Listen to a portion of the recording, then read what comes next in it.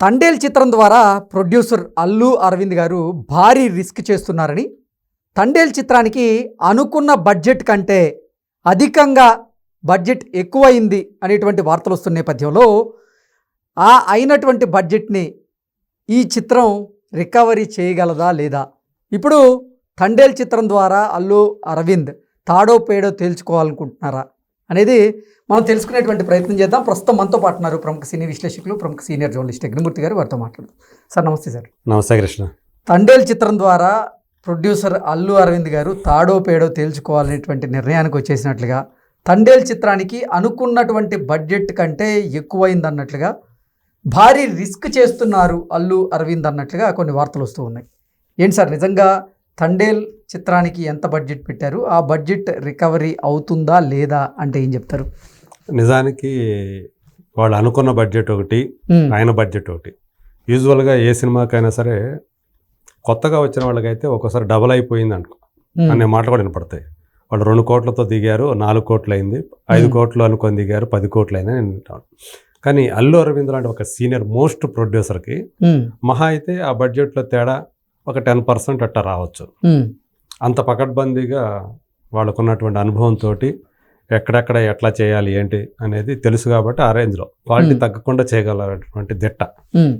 అట్లాంటిది ఈ సినిమా సంబంధించి ఆల్మోస్ట్ 50% ఎక్కువైంది వాళ్ళు అనుకున్న దానికంటే కూడా అనేది వినిపించింది. అంటే వాళ్ళు అనుకుంది యాక్చువల్గా 60 to 65 crores బడ్జెట్ అని చెప్పేసి దిగారంట. పాన్ ఇండియా ఫిల్మ్గా రిలీజ్ చేసే ఉద్దేశంతో. ఎందుకంటే తనకి కార్తికేయ 2 తర్వాత డైరెక్టర్కి చందు మొండేటికి మంచి పేరు వచ్చింది పాన్ ఇండియా లెవెల్లో. సో ఆ బ్లాక్ బస్టర్ అతనికి ఉంది కాబట్టి ఆయన లిస్టులో. సో ఇమీడియట్గా చేస్తున్నటువంటి సినిమా కాబట్టి చందు మొండేటి ఖచ్చితంగా అందరూ కూడా ఆ సినిమా మీద మినిమం గ్యారంటీ సినిమా అనుకునే దిగారు ఆయన. సో నాగ చైతన్య ఇప్పటిదాకా చేసిన సినిమాలు ఏవైతే ఉన్నాయో చూసుకుంటే ఆయన బడ్జెట్ అన్నీ కూడా 50 కోట్ల లోపల బడ్జెట్లే. ఈవెన్ ఇంకా చెప్పాలంటే 30-35 కోట్లు దాటి ఎప్పుడు లేవు అయింది.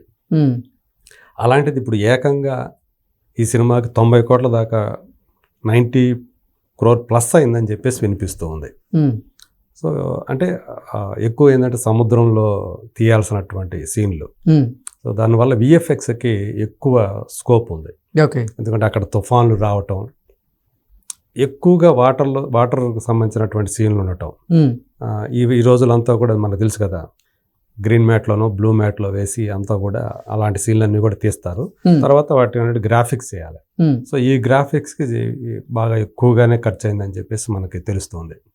రెమ్యూనరేషన్ కూడా బాగానే ఇచ్చారు. ఎందుకంటే ఇది పాన్ ఇండియా మూవీ కావడం వల్ల. సాయి పల్లవి కూడా మనం చెప్పుకున్నాం. ఆల్మోస్ట్ సాయి పల్లవి సినీ ప్రస్థానంలో ఆవిడ మునిపెన్నడు అందుకోనటువంటి భారీ రెమ్యూనరేషన్ ని ఈ చిత్రం ద్వారా అందుకుందనేటువంటి వార్తలు మనం చూసాం. అంటే మోర్ దాన్ 100% ఎక్కువ ఈ సినిమాకి ఆమెకి రెమ్యూనరేషన్ లభించిందని చెప్తున్నారు. ఈ నేపథ్యంలో సో ఎంత రిస్క్ ఎందుకు చేస్తున్నారు అల్లు అరవింద్, బన్నీవాసు అనే మాట ఇండస్ట్రీలో వినిపించాయి. అయితే ఇప్పుడు ఈ సినిమా రిలీజ్కి ముందే వాళ్ళకి టేబుల్ ప్రాఫిట్ వచ్చేసింది అనే మాట కూడా ఇప్పుడు వినిపిస్తుంది. ఎలా వచ్చిందంటే వీళ్ళకి ముందే థియేట్రికల్ కాకుండా నాన్ థియేట్రికల్లే 50 కోట్ల వరకు వచ్చేసింది అంట. అందులో నెట్ఫ్లిక్స్ వాళ్ళే 45 కోట్ల వరకు కూడా ఇచ్చేశారు అని చెప్పి సమాచారం. మిగతా శాటిలైట్ కానీ ఇవన్నీ కూడా కలిపితే మొత్తం 50 కోట్లు వచ్చేసాయి అని చెప్పేసి తెలుస్తోంది. ఇక థియేట్రికల్గా చూసుకుంటే వీళ్ళకి 40 కోట్లు వచ్చేసినా చాలు షేర్. వీళ్ళు ప్రొడ్యూసర్స్ సేఫ్ అయిపోతారు. సో అంటే 40 కోట్లు రావాలంటే దాదాపు 75 నుంచి 80 కోట్ల గ్రాస్ రావాలి అనేది ఒక అంచనా. సో ఇక్కడ చూసుకుంటే కూడా దీని థియేట్రికల్ వాల్యూ చూసుకున్నా కూడా పర్వాలేదు అనిపించే స్థాయిలో ఉంటాయి. అంటే మరి ఎక్కువగా కూడా వీళ్ళు అమ్మినట్టుగా కూడా కనిపించాల. సో మొత్తం తెలుగు రాష్ట్రాలు కానివ్వండి, తెలుగు రాష్ట్రాలు కలిపి 30 కోట్ల రూపాయల బిజినెస్ అని చెప్పి మనకు తెలిసినటువంటి సమాచారం. మిగతా 10 కోట్లు వచ్చి రెస్ట్ ఆఫ్ ఇండియా, ఓవర్సీస్ కలిపి 10 కోట్లు. సో అవి వస్తే ఇది సేఫ్ అయిపోతుంది కాబట్టి పెద్ద రిస్కే కాదు అని కూడా ఒక మాట వినిపిస్తుంది ట్రేడ్ వర్గాల వాళ్ళ నుంచి. సో ఎక్కువగా వాళ్ళు అంటే నాగ చైతన్యకు చూసుకుంటే ఇప్పటిదాకా తనకు పెద్ద బ్లాక్ బస్టర్లు ఏమి లేవు అతని కెరీర్లో. ఇంతకుముందు సాయి పల్లవితో తను చేసినటువంటి సినిమా లవ్ స్టోరీ యాక్చువల్గా పాండమిక్ టైంలోనే రిలీజ్ అయింది. అది పర్వాలేదు, మంచి విజయాన్నే సాధించింది. సో ఇప్పుడు అలాంటిది ఏమీ ఇబ్బందులు ఏమి లేవు కాబట్టి వాళ్ళ జోడి వాళ్ళ కెమిస్ట్రీ కూడా ఆ సినిమాలో బాగా పండింది లవ్ స్టోరీలో. సో ఇప్పుడు అదే వర్కౌట్ అవుతుందనే ఉద్దేశంతో ఆ జోడీతోటి చందు మొండరెడ్డి చేసినటువంటి ప్రయత్నం ఏదైతే ఉందో స్క్రీన్ మీద అది బాగా వచ్చిందని చెప్పేసి చెప్తున్నారు. మన ట్రైలర్ రిలీజ్ అయింది. కొన్ని డైలాగ్స్ తప్పితే విజువల్ పరంగా మాత్రం సినిమా చాలా హై క్వాలిటీతో ఉన్నట్టు మనకి అర్థమైపోతుంది. సో ఆ తండేల్ అనే రోల్లో రాజు యాక్చువల్గా అతని పేరు, తను చేపల వేటకి సముద్రం మీదకి వెళ్తాడు. అతన్ని మొత్తం ఆ టీంకి తన లీడర్ అనమాట. సో వాళ్ళు తండేల్ అని పిలుస్తారు. మామూలుగా అయితే మనకి నిఘంటు అర్థం ప్రకారం సరంగు అని అర్థం, అంటే పడవ నడిపేవాడు, కెప్టెన్, పడవకి కెప్టెన్. సో ఇక్కడ దాన్ని అదే లీడర్ అని చెప్పేసి పెట్టారనమాట. అతను అనుకోని ఒక ప్రమాదంలో చిక్కుకొని, అంటే ఒక తుఫాను వచ్చినప్పుడు వాళ్ళందరూ కూడా అదుపు తప్పిపోయి ఒక పాకిస్తాన్ బోర్డర్కి వెళ్ళిపోతారు. అక్కడ పాకిస్తాన్ వాళ్ళకి సైన్యానికి దొరుకుతారు. ఈ లోపల వీళ్ళిద్దరు ప్రేమ కథ ఉంటుంది.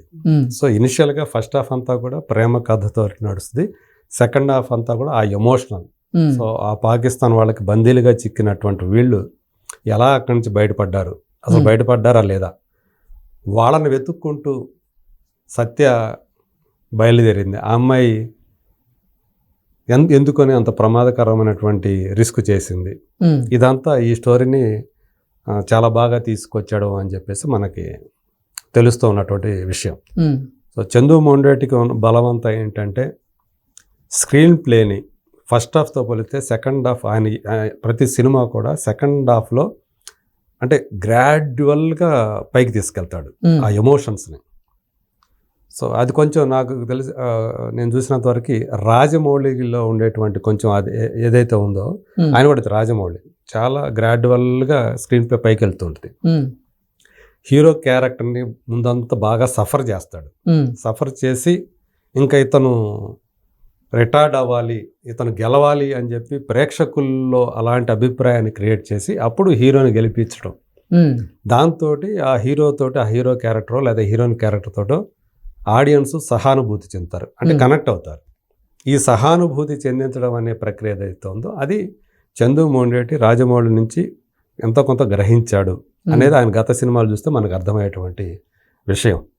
సో అట్లానే ఈ తండేల్లో కూడా హీరో సఫరింగ్ ఏదైతే ఉందో అది ఒక పీక్ స్టేజ్కి దాకా తీసుకెళ్ళి అక్కడి నుంచి అతను తిరగబట్టం, ఆ ప్రమాదం నుంచి తనకు ఎదురైనటువంటి ప్రమాదం నుంచి బయటపడడం, ఒక విజేతగా నిలవటం, ఇది ఈ సినిమాలో కూడా ఉంటుంది అని చెప్పేసి మనకి అందుతున్నటువంటి సమాచారం.